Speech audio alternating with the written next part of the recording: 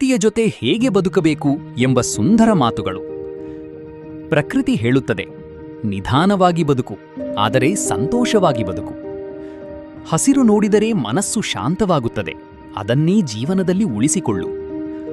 ಮರಗಳಂತೆ ಕೊಡು, ಏನನ್ನೂ ನಿರೀಕ್ಷಿಸಬೇಡ. ನದಿಯಂತೆ ಸಾಗು, ಅಡತಡೆ ಬಂದರೂ ನಿಲ್ಲಬೇಡ. ಗಾಳಿಯಂತೆ ಮುಕ್ತವಾಗಿರು, ಆದರೆ ಯಾರಿಗೂ ನೋವು ಕೊಡಬೇಡ.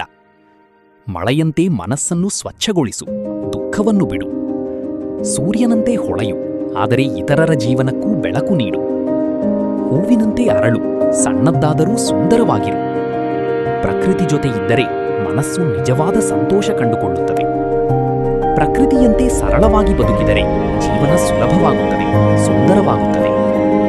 ಪ್ರಕೃತಿ ಹೇಳುತ್ತದೆ, ಜೀವನವನ್ನು ಉಳಿಸಬೇಡ, ಅದನ್ನು ಅನುಭವಿಸು. ನಿಧಾನವಾಗಿ ನಡೆದರೂ ಪರವಾಗಿಲ್ಲ, ಆದರೆ ಪ್ರತಿಕ್ಷಣವನ್ನು ಹೃದಯದಿಂದ ಬದುಕು. ಮರಗಳು ನಮಗೆ ಕಲಿಸುತ್ತವೆ, ಎಷ್ಟು ದೊಡ್ಡದಾದರೂ ನೆಲವನ್ನು ಮರೆತರೆ ಬೇಡ, ನಮ್ರತೆಯೇ ನಿಜವಾದ ಎತ್ತರ.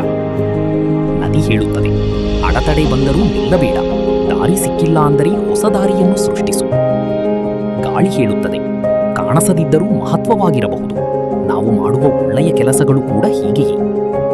ಮಳೆ ಹೇಳುತ್ತದೆ, ಕೆಲವೊಮ್ಮೆ ಅಳುವುದು ತಪ್ಪಲ್ಲ, ಅದು ಮನಸ್ಸನ್ನು ಸ್ವಚ್ಛಗೊಳಿಸುತ್ತದೆ ಮತ್ತು ಹೊಸ ಶಕ್ತಿ ಕೊಡುತ್ತದೆ. ಸೂರ್ಯನು ಹೇಳುತ್ತಾನೆ, ಪ್ರತಿದಿನವೂ ಹೊಸ ಅವಕಾಶ, ನಿನ್ನೆ ಸೋತರೂ ಇಂದು